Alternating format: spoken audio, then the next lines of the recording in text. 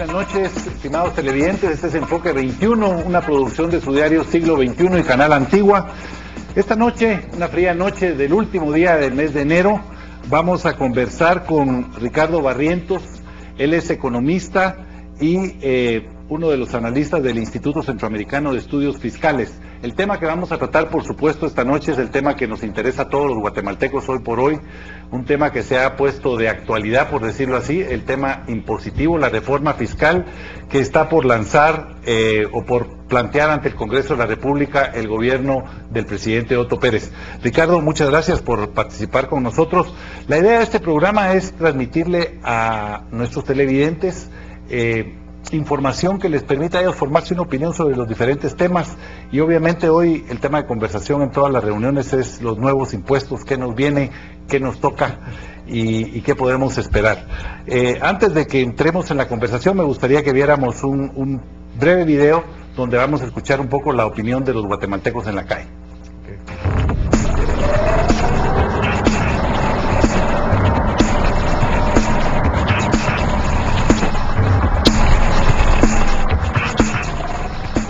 Por supuesto. Sí, creo que es conveniente. Sería estudiarlo, a ver cuál es los pros y los contras. Sí, es bueno para el país que haya una reforma fiscal. Pues si es para beneficio de la población, claro que sí. Sí. Depende, ¿verdad? Tendrá que ser bien analizada. Yo creo que así como está en el periódico, pues a los asalariados no nos conviene mucho. Sí, pero si los impuestos son usados adecuadamente. Pues no estoy bien enterado todavía, la verdad. Lo he leído muy poco, así muy general en la prensa. Todavía no estoy muy enterado. Es una propuesta, me parece que la han comenzado a consensuar. Lo que he visto es solo la parte de circulación de vehículos. En esto no estoy de acuerdo. Yo creo que debe verse de que los que más ganan, más estén dando, no los que menos tienen, tengan que dar más. Hay diferentes movimientos de las leyes, Código Tributario, Ley del IVA, Ley del Timbre y Ley del Impuesto sobre la Renta. Creo que a estas alturas es necesario una modificación a la administración de los tributos. Por los que de alguna manera no creo yo que sean precisos son el impuesto sobre la renta, que ya no lo están cobrando, ¿verdad? Bueno, pues mire, están haciendo una conversión al ISR, tasas, digamos, de lo que pagan los profesionales de un 5 al 7%. Luego están planificando ya una deducción en las planillas del IVA, y pues creo que es importante porque fortalece, digamos, la planificación financiera del Estado, y eso que pueda, digamos, tengamos un Estado que pueda proveer mejores servicios a la nación. Fácil, un estudio de los procesos para poder pagar, menos pasos posibles. Invertirlo en buenas obras. Ver obras. Transparencia, que no hagan robos ni estafas. Tiene que ser transparente en el gasto, tienen que haber obras, ¿verdad? Eso más que todo. Pues mire, tiene que evidentemente hacer una mejor gestión en el tema de transparencia del gasto, y que haya un gasto efectivo y eficaz, que también es bien importante, no solo la recaudación, sino también cómo ejecutan el gasto.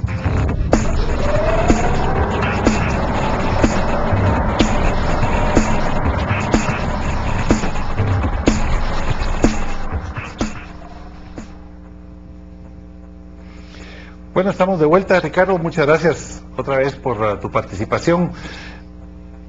Interesante las entrevistas, porque contrario a lo que siempre ocurre, pareciera como que por lo menos no hay una mala disposición a que se discute y se apruebe una eventual reforma fiscal.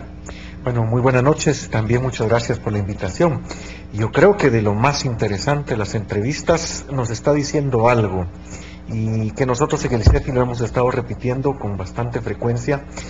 Cuando hablamos de tributación, estamos hablando de un tema de responsabilidad democrática, y los amigos que fueron entrevistados pareciera que así lo están entendiendo. Responsabilidad democrática en el tema de nuestras obligaciones tributarias, pues pagar y pagar lo justo.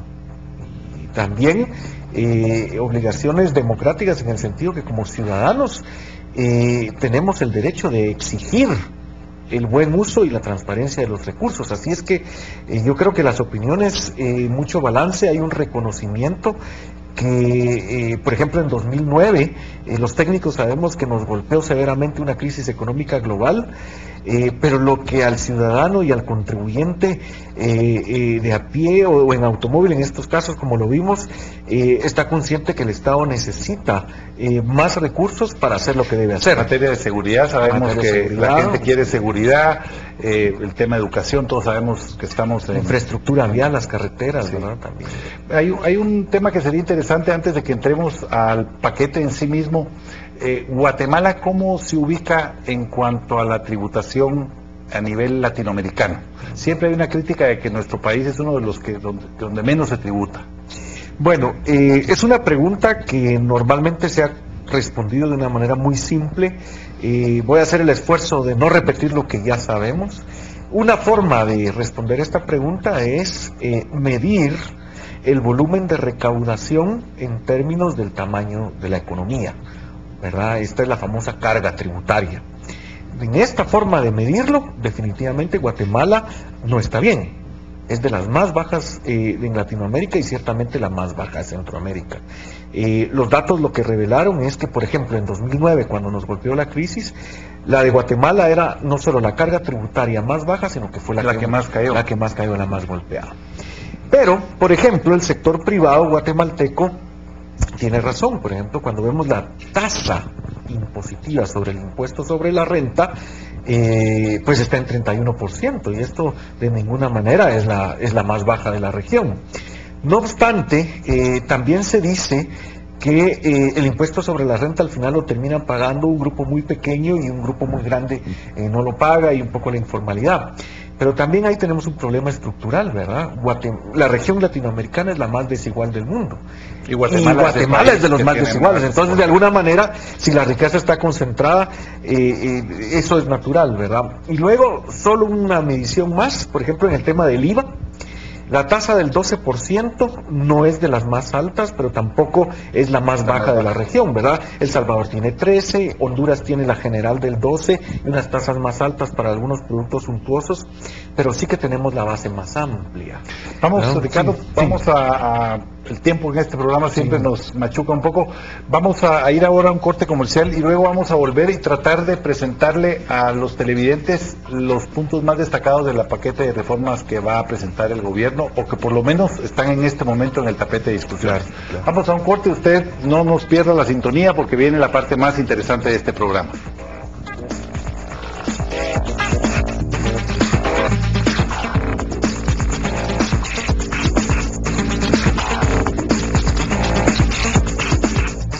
Estamos de vuelta con Enfoque 21, tratando el tema, la reforma fiscal en Guatemala, y Ricardo Barrientos, economista del Instituto Centroamericano de Estudios Fiscales, está con nosotros. Ricardo, para ir profundizando un poco ya en el tema, el presidente Otto Pérez se lanzó, habría que decirlo de alguna manera, valientemente en los primeros días de su gestión a intentar una reforma tributaria. El gobierno del presidente Álvaro Colom fracasó en 2 intentos, terminó haciendo lo que ellos llamaron una reformita que no fue más que parches mal puestos y finalmente no resolviendo el problema fiscal. Ustedes estuvieron esta semana, tengo entendido, el grupo G40 del que formas parte, que has participado, que han discutido sobre el tema fiscal durante más de 2 años ya. Se reunieron con el equipo del Ministerio de Finanzas y el equipo del gobierno y el presidente y la vicepresidenta Valdetti, y les presentaron el paquete. ¿Hubo novedades en torno a las propuestas que ustedes escucharon y que van a ser parte, si no hay cambios, porque sé que hay oposición a alguna de estas propuestas? En grandes agregados no, la propuesta no trae mayores cosas nuevas, y recordemos que una promesa de campaña electoral del hoy presidente Pérez Molina es que él iba a retomar el pacto fiscal. La última comisión de pacto fiscal que funcionó fue el grupo promotor del diálogo fiscal en 2008, ellos en enero presentaron una propuesta de reforma fiscal integral, y lo que nosotros estamos viendo es que lo que estamos analizando hoy en día responde en buena medida a lo que se propuso en 2008, o sea que viene del pacto fiscal. Y resumiendo las reformas al impuesto sobre la renta, vehículo. ¿Cuáles dirías que son los ejes principales y los que, digamos, a la población le interesa conocer más? Una forma de ver eso es poner la propuesta del pacto fiscal y la que tenemos ahora. Entonces, un primer componente que estaba recomendado en el pacto y que ya fue aprobado es la ley antievasión 2, el decreto hoy 4/2002. Esa era una parte y ese ya es ley, Sí, está aprobado. Se aprobó esta semana. La semana pasada, sí. jueves o algo así. Luego está, voy a empezar diciendo lo que no está. No hay un incremento a la tasa del impuesto al valor agregado. Sí hay una propuesta para una ley completamente nueva del impuesto sobre la renta. Luego hay una ley del sistema aduanero nacional, que básicamente es un vacío legal que debemos llenar. Es una medida anticontrabando. También tenemos una revisión completa del tratamiento tributario de los vehículos, con el impuesto de primera matrícula y una revisión del impuesto de circulación de vehículos. Y luego algunas otras medidas de acondicionamiento de tipo legal o administrativo, pero básicamente esos son los componentes. Todos sabemos que, bueno, el IVA es el centro toral siempre de la recaudación, pero el impuesto sobre la renta juega un papel vital. Y lo que ha habido oposición tanto del G40 como de grupos del sector político y del sector social también, están señalando que hay, digamos, llamémosle una injusticia en cuanto a las tasas que se están imponiendo, porque se está golpeando mucho a la clase trabajadora, mientras que se beneficia o se le da un privilegio digamos, a las utilidades de las empresas. Yo creo que es una preocupación que viene un poco de cómo se está comunicando la reforma. Hasta el momento apenas está empezando a circular borradores del texto puramente del proyecto de ley, y lo que hay es un PowerPoint.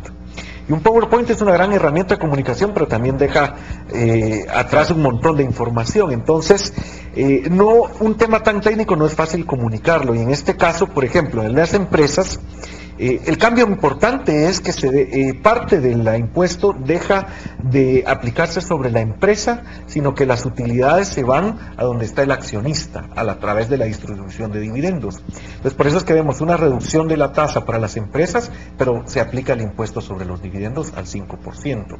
Eso no es fácil entenderlo, pero hay que entender que es la misma utilidad de la empresa, ¿verdad? Que ahora está grabado en 3%, ¿no?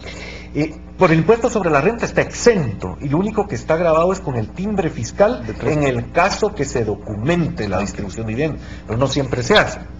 Y luego, en el tema de asalariados, que ha causado mucho revuelo, está el tema de la famosa planilla del IVA, ¿verdad? Y este es un mecanismo ya un poco obsoleto, que no era para el impuesto sobre la renta, era para fortalecer el IVA. Era la administración tributaria delegándole a los consumidores la tarea de fiscalizar. Esto está dando ya problemas. Hay un tráfico de facturas, entonces la idea es que se quita y se reacondiciona todo el resto del impuesto para que el impacto no sea muy fuerte. Sin embargo, las tasas per se no están dando una idea completa de lo que está haciendo el impuesto en y los montos que se van a recaudar. Los montos que se van a recaudar, hay algunas estimaciones gruesas que ha presentado el equipo de gobierno, que yo creo que sería pertinente revisar, y esa es una de las cosas que el G40 posiblemente va a salir solicitando, invitar al ministro, sin presionarlo, por supuesto, porque ahorita es un momento crítico, y ahondar un poquito más en los cálculos y el entorno macroeconómico. Pero más o menos yo creo que lo que está diciendo el ministro es lo que podría rendir la reforma. Y en cuanto al tema, para resumir, a un ciudadano común y corriente, cualquier persona que nos esté viendo, que recibe su salario, va a haber un impacto, va a tener que tributar más con el nuevo sistema, o más o menos deberías mantenerse en los mismos niveles, digamos. Yo creo que, en primer lugar, este tema de la planilla es una distorsión de lo cual tenemos que salir. Guatemala es el único país que viene arrastrando esta cosa como un lastre, como una cadena, ¿verdad? Es un mecanismo ya poco funcional, ¿verdad? Segundo, es que el impuesto sobre la renta de personas asalariadas está funcionando mal hoy en día. Una persona asalariada que gane 12,000 quetzales mensuales no está pagando nada de impuesto. Y ese, para la estructura salarial de Guatemala, no es un salario bajo, ¿verdad? Entonces, se mantiene la protección para los salarios bajos, pero, por ejemplo, cifras que ha dado el ministro, dice que una persona que gane 5,000 quetzales mensuales, hoy en día no paga, pero ahora pasaría a pagar, ¿cuánto? 40 quetzales mensuales. Entonces, si lo vemos, Ya no digamos comparemos con los estándares europeos, con los estándares centroamericanos.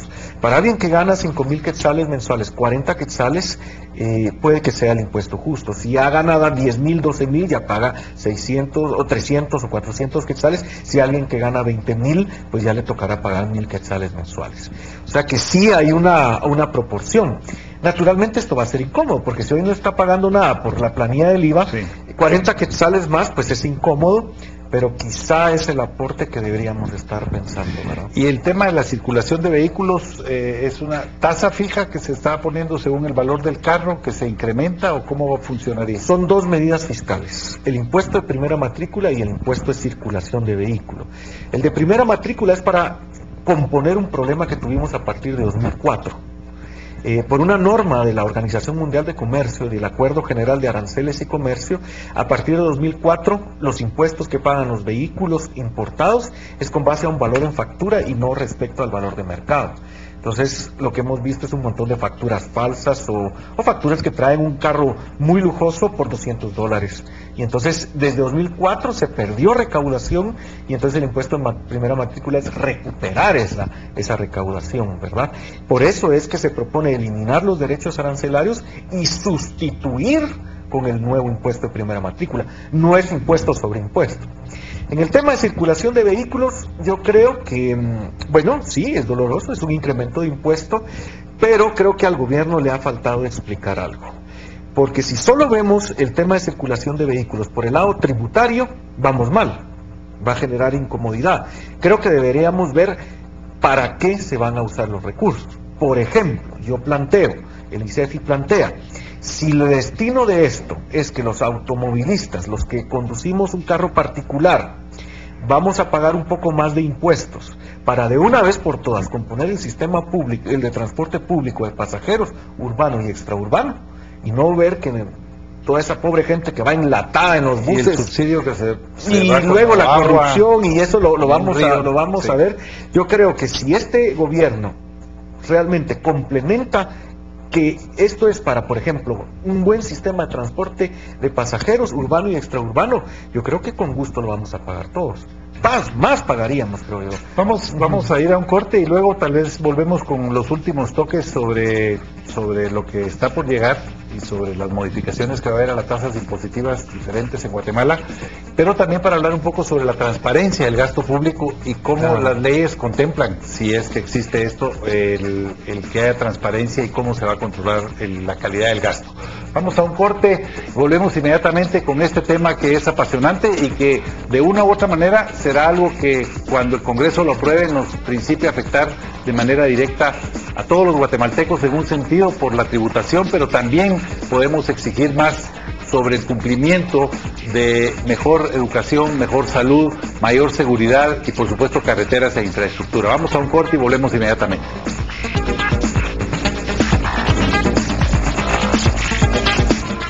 Estamos de vuelta con la parte final de Enfoque 21 esta noche, tocando el tema de la reforma fiscal propuesta por el gobierno del presidente Otto Pérez.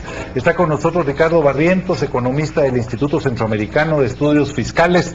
Ricardo, te siento muy optimista con respecto a que hay que aplicar esa reforma fiscal, que como vimos también, la gente pareciera que está aceptando que necesitamos que hayan cambios. Sin embargo, también el mensaje de casi todos los entrevistados, y es un mensaje también que la prensa ha planteado, es que mucho de lo que hay en Guatemala es un grado muy grande de desconfianza por el manejo que hemos visto de la cosa pública, porque si bien es cierto que el Estado necesita más recursos, también hemos visto que ha habido muchísima corrupción. En estas presentaciones que ustedes han tenido de parte del gobierno, ¿se habla sobre que la ley también esté atada a una mayor transparencia? Sí, justamente el primer punto de la presentación es transparencia y calidad del gasto público. Sin embargo, nosotros creemos que no tienen que presentarlo todo. O sea, esta administración lleva 2 semanas, pero eso no es excusa ni quiere decir, está bien, están planteando la propuesta de tributos. Y esa es la parte de la responsabilidad que nos toca a todos. Pero sí que tienen que seguir y tienen que presentar. Fíjese que la propuesta del grupo promotor, la del Pacto Fiscal de 2008, era integral.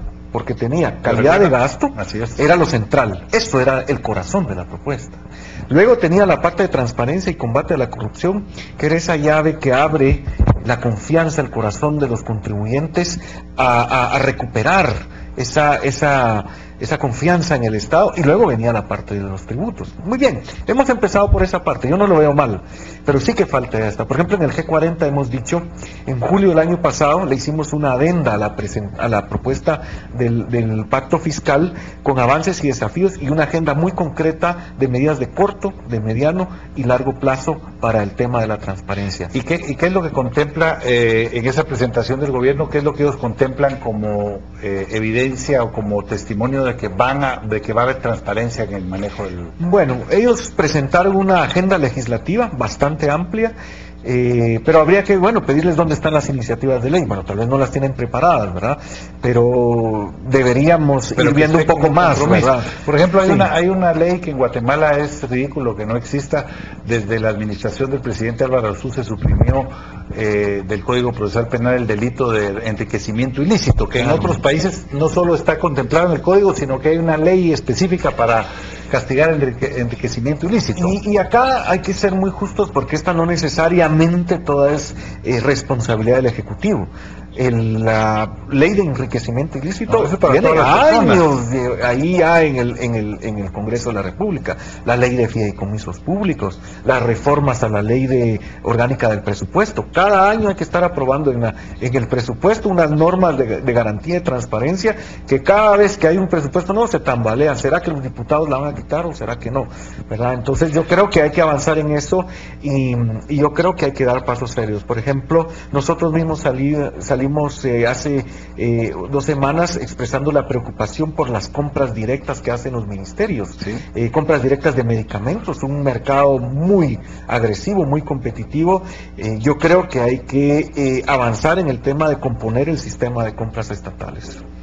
Pero volviendo entonces al tema, lo que el gobierno plantea es, aprobemos la reforma fiscal y luego vamos a tener leyes que van a garantizar la transparencia. Más o menos así es. Sí, y un poco es lógico, porque como ellos no están planteando una reforma nueva, sino que han tomado la estafeta de lo que no pudo hacer el otro gobierno, sea por la razón que haya sido, pero el hecho es que no fue, tú lo dijiste correctamente, pues toman la propuesta y nosotros sí vamos a poder. Entonces, si ya está hecha, ¿por qué demorarla?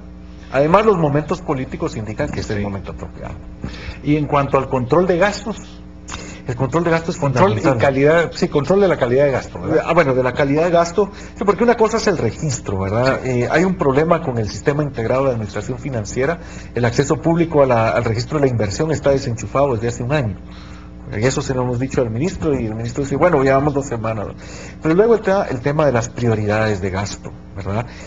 Yo creo que el presidente Pérez Molina ya carga el primer señalamiento. ¿Cuánto costó la ceremonia de traspaso de mando? Claro. ¿Por qué no lo hicieron en demasiada plata? Entonces, el tema de prioridades, y ahí es un tema muy importante, porque por otro lado, yo agregaría además el tema de privilegios fiscales, ¿verdad? No vaya a ser, y eso sí lo hemos dicho en el ICEFI, que por un lado estamos aprobando los impuestos, pero por otro lado vamos a dar más exenciones, y hay iniciativas en esa línea, ¿verdad? Entonces, por el lado de los ingresos, sí, integralidad, pero por el lado del gasto, las prioridades, y mucho cuidado con focos como pueden ser los proyectos de inversión pública, los medicamentos, el material médico quirúrgico, fertilizantes, y así una lista de alimentos y ese tipo de cosas. Pero yo lo que considero que sería positivo fuera que la sociedad en general, la prensa, los grupos como el G40, los partidos políticos,